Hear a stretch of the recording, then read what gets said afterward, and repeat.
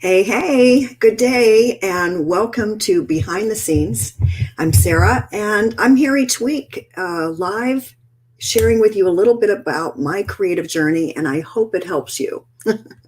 It just delights me to offer doable action steps that will challenge you and hopefully to expand your creativity. Um, I love to give the opportunity of some free coaching and ways that you can post questions and share your progress. So I love community. I love the language that they speak, our creative flows, and how they interweave and our paths connect. And so if you're here listening, I'm excited. So let me know you're here. Say hello. Let me know where you're from. Maybe a little bit about your creative practice, so that we can, connect and get to know each other a little bit. So today's topic is going to be about 5 useful tips to help you find your creative flow. Yeah, exactly. Yeah, just saying that, I'm like, yes, yes, yes. I think that's what we all really crave, is just to find the flow. And so you'll want to stay till the end, because in addition to what I have for you, I'm going to give you those 5 useful tips. I'm also going to announce a few things that are upcoming that I want you to participate in and I feel will benefit you. So do stay around for that. I'm going to share my screen so that we can hop right into what I have for you today. So I am going to do that right now. There we go. And you'll be able to follow along with me. And again, I just be inspired. So the whole idea of creating is to release what's going on inside of us. And as artists and creatives, we approach the canvas and we let go, and hopefully are able to release and to begin letting that come out in whatever expression that you have. We all create in different flavors, and my flavor may not be yours.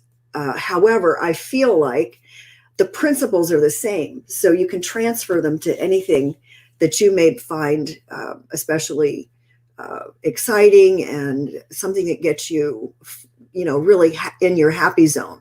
So anyhow, let me get all my buttons in the right places here, because I think essentially we're all in the same, that our soul just craves creativity. It craves balance. And so sometimes I feel like, just to warm up a little bit, just to ask you a few questions, like, why do you create? Why do you feel compelled to create? What ways do you feel compelled to create? And what do you gain from creating? Those are important questions. When I'm blocked or feeling inadequate or like I can't move forward, those are just some simple questions I take back. I take myself to, I fall back on, and if I do that, then I remember that I create, and essentially I feel like I create so that I can release creativity in the body, so I can activate creativity in others, so that they can have that outlet that I have, that helps you artistically and also in all areas of your life. See, all these art principles transfer over to principles for living. And that's what I find really exciting. So how would your life be different if you were connected to your creativity? And now, not to say you aren't, but creativity is kind of like emotions. We're not connected to them always just the same way. And so for me, creativity, just to have that balance, that's really a good place. When I go to the canvas, when I take myself to the paper, I'm going for a centeredness, a balance. And if I just let go with that as my intention, I'll always find that. I'll get to that place of mindfulness, because there's something about going to the canvas, going to that paper that engages the right and left sides of the brain, and it maximizes our potentiality. So creativity reconnects us. It reconnects me. And that's the name of my program, Creativity Reconnects Me. And the Reconnects Me stands for Retreat, Connect, Explore, and Metamorphose. See, I go there, I retreat to the paper, I quiet myself on the paper, I begin connecting with color. Color connects me to my creativity, and I use color to explore myself, find out what's going on, find out what needs to be released, look and see what kind of perspective I have. And then the metamorphosis is that I activate that. I take some action. I declare that truth over myself, and I get liberated, and I'm free because I'm living in a more authentic, true self. Okay, my perspective of me, my ideals are great. Okay, they are, and I don't have them down pat, but I'm headed in that direction, and I have a much better idea of that and navigate these things if I'm creative, if I'm in my creativity. So that's really what it's so exciting. And then let me just, I kind of got ahead of myself. I just want to get back to this for a second, because creativity doesn't always come easy. It really doesn't. It oftentimes we find these obstacles, and that reinforces our fears or lack of. We feel like there's a lack, and the fact is that if I really believe that creativity connects me to my creator, and my creator is infinite and loving and forever just will meet every need that I have, okay, then I know that those fears, those obstacles, those voices that get really loud, that block out my creativity, that become obstacles, they reinforce the fear. Then I know that that's really not creativity. And so I can choose to stop listening to that and engage. Okay. And the way I might do that is maybe journaling, maybe writing down all of that stuff that's going on in my mind. That's the left side of our brain. It gets exercise, all that logic and all the thoughts and things like that. But then when we take it to the page and to the canvas, so to speak, then we begin to engage the right side of our brain, the creativity, and we begin to draw that out, sketch that out, feel it and emote it, have an emotion about it. Like, and then that's where we see, what's real and what's just perceived. And if it's being perceived, it's not really real, then, what's happening to give me that impression, that influence. So it's fascinating. It really is. So I want to tell you, there's no such thing as lack, because heaven doesn't lack anything. Heaven is all things to all people. It's everything we'll always need. We carry that inside of us. So we have everything that we want to need. So just remember, creativity is the currency of that divine. And so it's not about, having this masterpiece or this fancy piece of art when we're done. But just being reminded as to why we do create. All right. So we can get balance. That's one of the benefits. There's so many benefits. So each week I give you a little bit and piece to get you going, to get you centered today. And balance is like emotions. They are changing all the time. Our life, the balance in our life, things are going and changing all the time. So as we develop creatively, we're going to learn how to navigate with greater ease. Just like when we practice doodling, when we doodle, then when we go to the canvas to paint, it's going to happen easier because we have been doodling. We've been engaged with our creativity. We've been engaged with the divine within.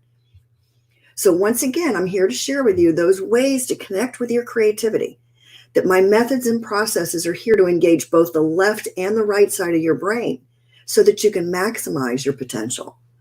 And as we do, we find that the other areas of our life are going to get better as well. So a few days ago, one of you sent me this private message, and I just wanted to share it with you because I felt like, this is good. We're engaging, you're tuning in. So this is what was written. I feel connected and ready to create if I have fostered an atmosphere of peace in my home. I need to have my chores done and area uncluttered. Then all I have to do is get out my supplies, put on my music, and I can feel in the zone. If I have strife or a mess around, getting creative juices flowing is not going to happen. Now, as I read this, it really resonated with me, and it probably does with you as well. How often we try that it's all about those outsides getting organized before we can get in. And to a certain extent, that's true. So what is that for you? How can you, and I love this word that was used, foster. How can you foster your creativity? How can you set yourself up for the freedom to create? It could be just as simple as a system.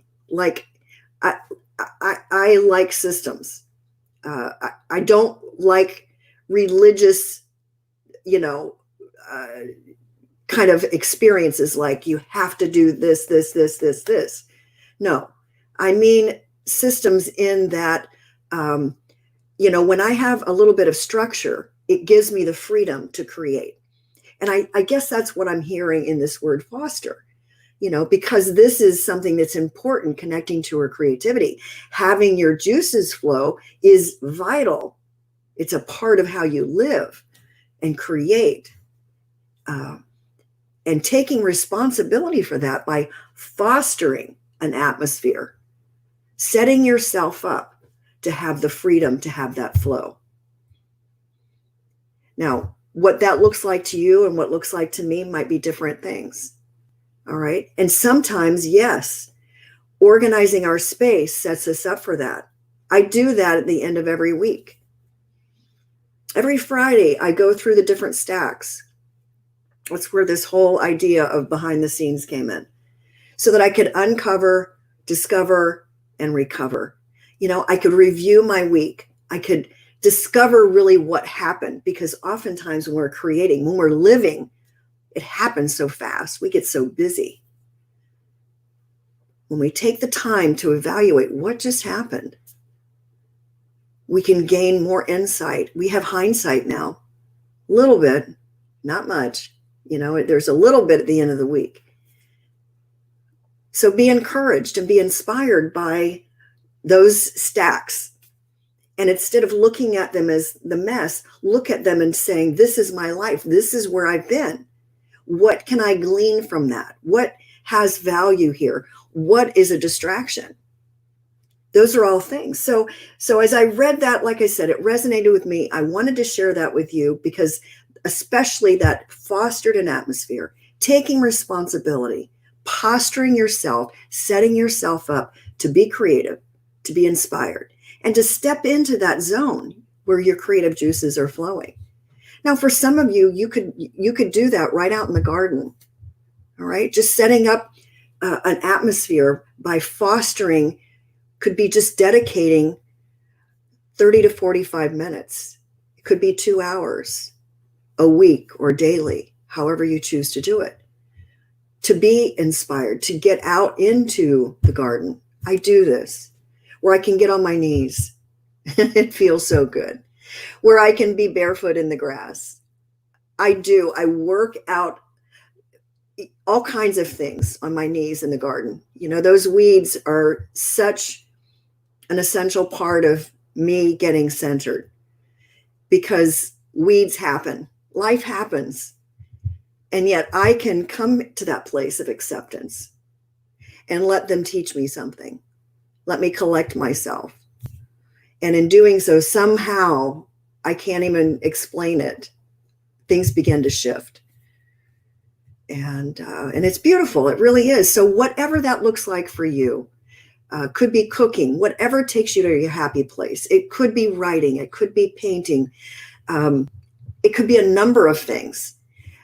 And yet these principles that I use with doodling that we've been really soaking in all month will change all of that, will influence all of those ways. Any expression you have that you create in will get better and more meaningful as a result of that. So anyway, I just find that, creating and doodling, this is how we get beyond our negative thoughts. The reasons we create them in our, in our minds, like the stories we can tell ourselves that keeps putting us off, that keeps us adapting for the good of others and denying self. Well, that'll work for a little while. And for some of us, it goes on for decades. We get it's like such a habitual thing for us, especially as women. And I'm not shaming you. I'm not condemning you. I do it myself. The key is that having the awareness gives me the choice, and I can choose to foster the atmosphere and get back to that. Because as a friend told me a long time ago, that the reason we serve is not because we know it all. It's because because it's just saying yes. The reason we serve, we say yes. We're just a vessel for something to happen, for us to channel. We receive and we give.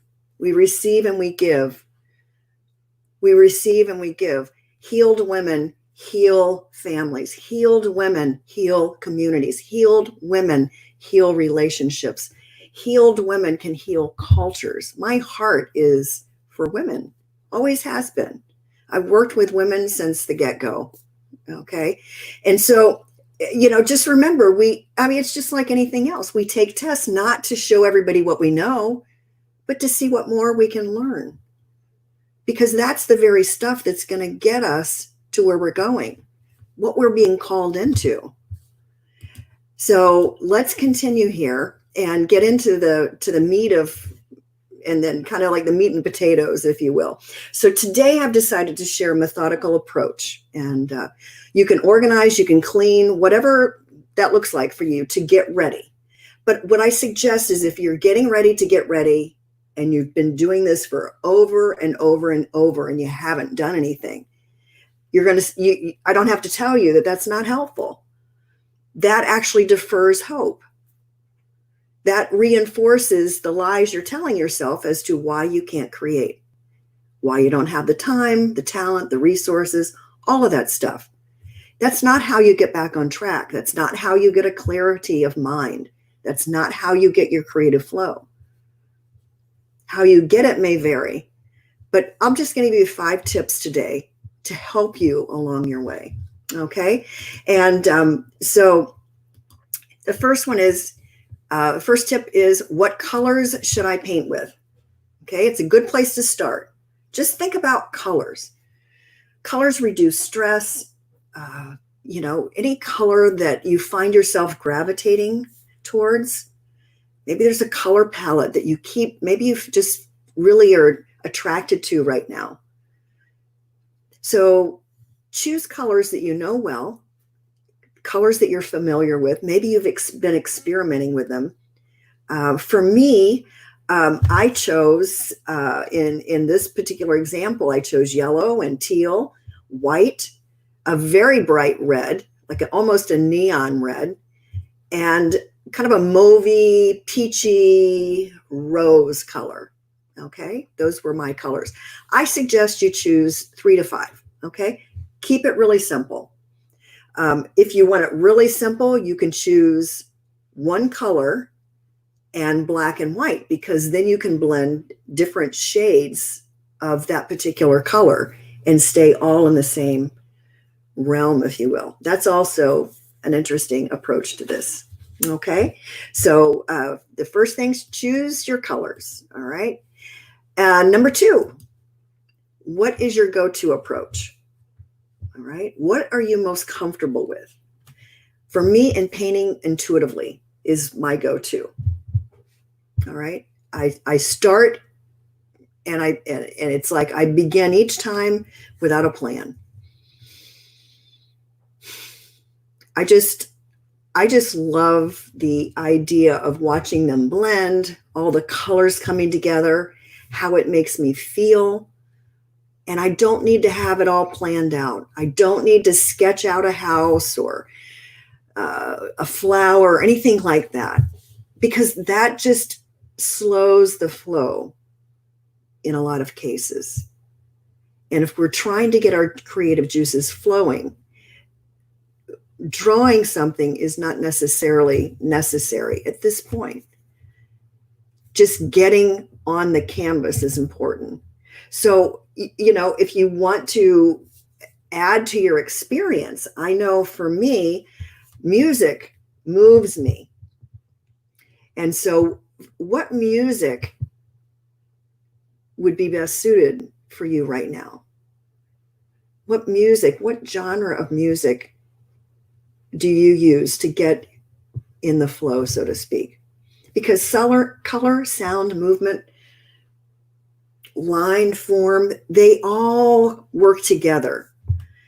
And so if you were creating a special atmosphere for yourself, let's say fostering your atmosphere, what would that look like? It could be very simple. It could be just a pad of paper, a pen. But if you feel like you really want to honor yourself and go further with that and create a more ambient atmosphere, then do that. Okay? So what's your go-to approach? Mine is intuitive painting. And a lot of times that involves me using some music. Music for me, for the flow, I like to use music that doesn't have words. So it could be gentle instrumental music. It could be upbeat instrumental music. It could be intense. It could be any of that, just no words. So it could be gentle all the way to drumming. I love drumming. Sometimes my head, the battle up here, is so loud. Or if I've got tinnitus, like it's if it's flaring up, like right now, it's kind of medium soft. But there are days that it's really loud. And so it's exhausting to kind of ignore that all day long. So drumming is where I'll go. Something more intense. Could be worship music. It could be just something that takes me out of myself, whatever that looks like for you. And that way it's not about trying to put something exact on paper, but it's more about, I'm going to use the word again, fostering that let go kind of experience, just setting up an atmosphere for yourself. Okay. So my go-to approach is intuitive painting. Then I'll ask you, number 3, what makes your heart sing? And for me, it's doodling. How do I do this? How do I describe like a background? And doodles are a way that I can begin to bring some structure. They've got crisp, clean lines. I don't have an idea of where to start, so I just begin drawing squiggly lines, or I just find a beginning place, and I start there. I don't overthink it. So you can see in this example, I went right to the top of that sphere, and I just began drawing. I have no plan. I let the colors show me. So I will begin tracing along the colors. And you'll see as I show you some more progressions of this piece, how I just start seeing little forms, and I just draw them without them having to make sense. Just nonsensical. It feels so good. Just let it happen. Let it happen. Don't overthink it. We just draw a few squiggly lines. Circles, again, very centering for me. Sometimes they're very small, and that's when I'm getting in the center. Maybe I'm really thinking about something, and I don't even know what it is I'm thinking about, but it almost feels intentional. Okay, to get me into that little space. Sometimes my circles are large and flowy. Again, purposeful. What does that feel like? They feel different.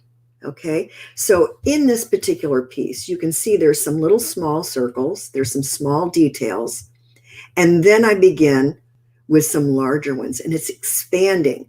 So just like us, we get to the paper, we might feel one way, but as soon as we begin, things begin to shift. We begin to open up. Our heart opens up. Many of you have heard my story about I had a permanent cosmetic tattooing practice for a long time. And for all that while, I worked in a space about this big, about the size of a silver dollar. So all my work was very detailed, okay? And you can imagine how I had to sit and posture myself to work in that little space for an hour or two at a time. And so when I began painting, I was just baffled because I could not paint on a small canvas. I had to paint on a large canvas. And I can't tell you the freedom I felt in opening up my heart and my mind and my body. It just, by opening this space up, it really opens up your mind. So if you're trying to,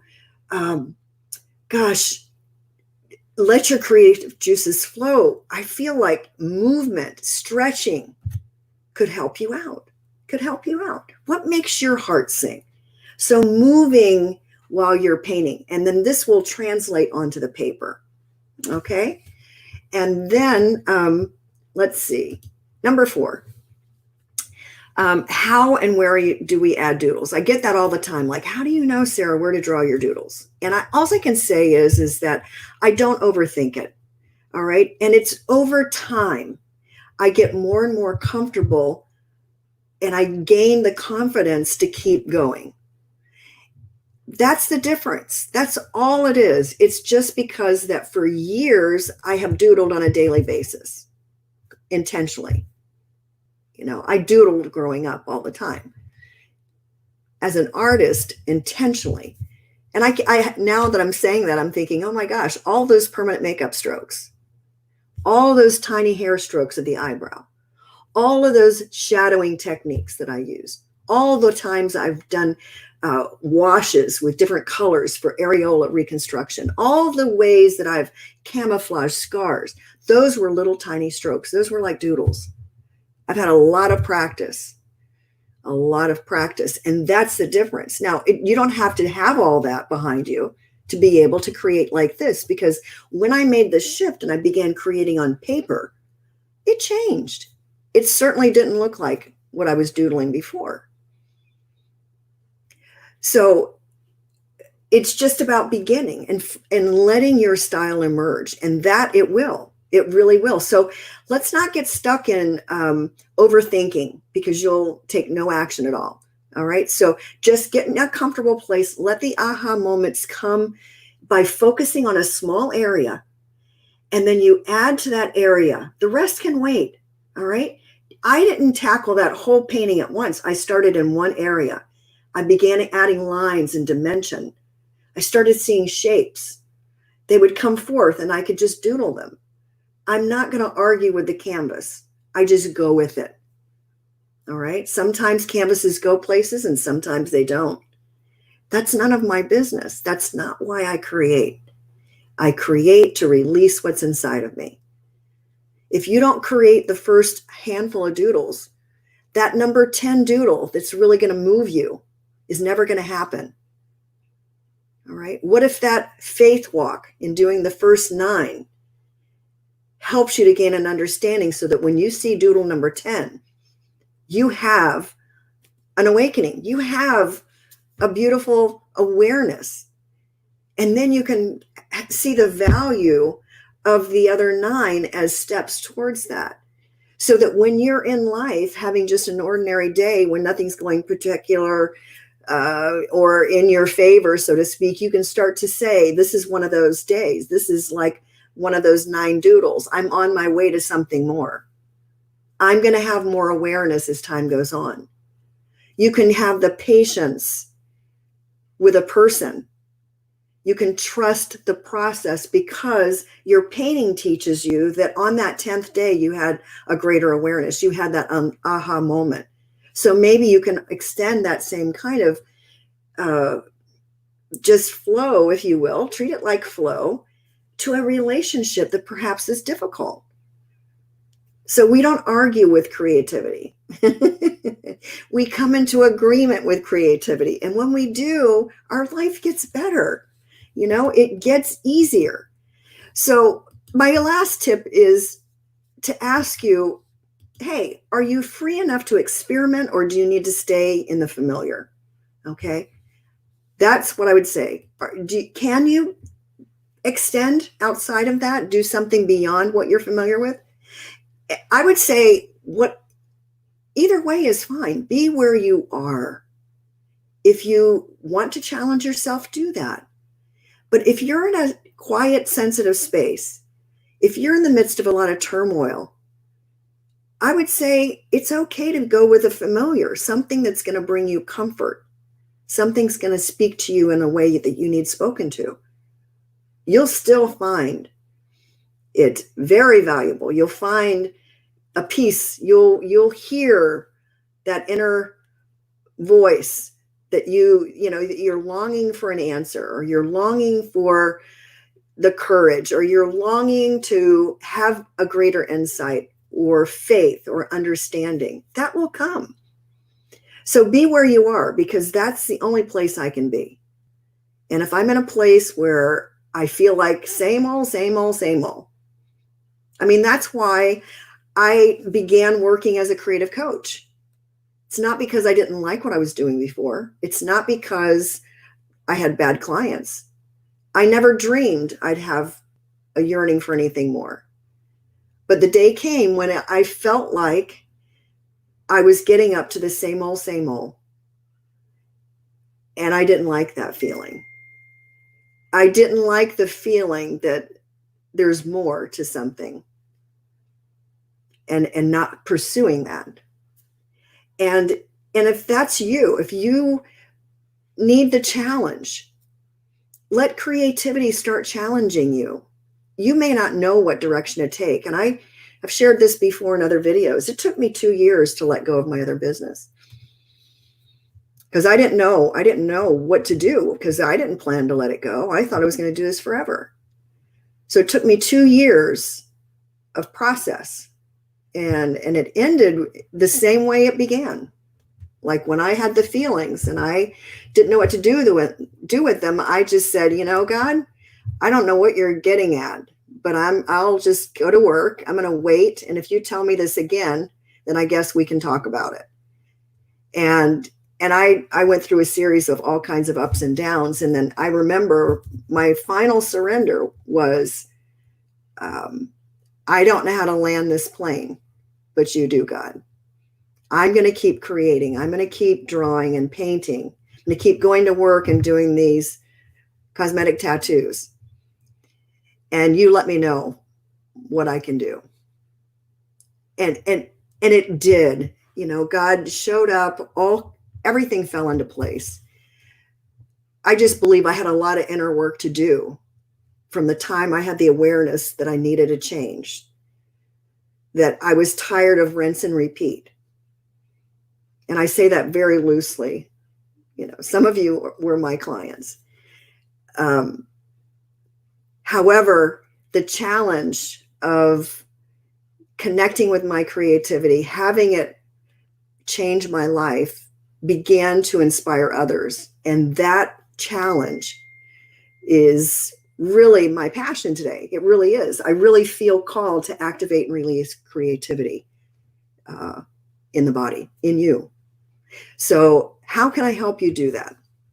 So I hope today that you got something out of the tips that I presented. I hope that you're able to try them and that you are excited. I want you to post in the group. Let me know how you're doing. What are you able to get? I'm just going to look and see if there's any comments right now. So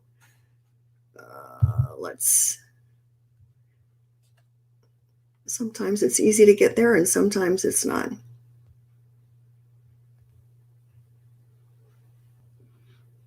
Okay. Awesome. Okay, we're good. I guess you're grasping this. I hope that if you're watching the replay that you feel led to post any questions or comments that you have. And I said, listen, at the end of this, I'm going to give you a few extra things and what I want you to watch out for. Okay, because what's going to be announced to be announced is a watch party. And the reason I'm doing this is I want to give you the opportunity to find out more about my process, these particular useful tips that I've given you today. Let me know. This will be like a format where you can post your questions during the watch party. And so I wanted to just kind of get you warmed up to that idea. Watch for the post in the group. And if you're not a part of the group and you're watching this, you'll want to go to Evolve Yourself Creatively. It's a free Facebook group where I offer support and inspiration for creatives so that we can, well, I do have all kinds of things organized in units in the group and want to give you as much as far as resources and past videos and experiences so that you can find what you need to be inspired and encouraged. So that's that. And then coming in July, I'm going to have a Zoom call with free coaching. And you'll see the group you'll see the details in the group. I'm going to have a form that you can submit because there's only limited time slots. And then again, with the idea that I would help you connect to your creativity. So whether you are in the flow, feeling yourself blocked, or want to get back to something that you practiced in your earlier years, this is for you. Maybe some of you are feeling like you're in the rinse and repeat. If that's the case, where life in and of itself is feeling that way, I want to assure you that creativity can help you with that. And it's worked for me. And I know I can help you by inspiring you. That's for sure. I've done it with others and I can do it with you as well. So for right now, you can post your questions in the group. I hope that this is inspiring to you, that you're evolving yourself creatively, and I wish you a great day. All righty? Awesome. There we go. I just wanted to come back and say goodbye in person. It was good having you. I hope that you have some good takeaways from this. Let me know how you're doing creatively, and I will see you around. Okay. All righty. Okay. Bye-bye.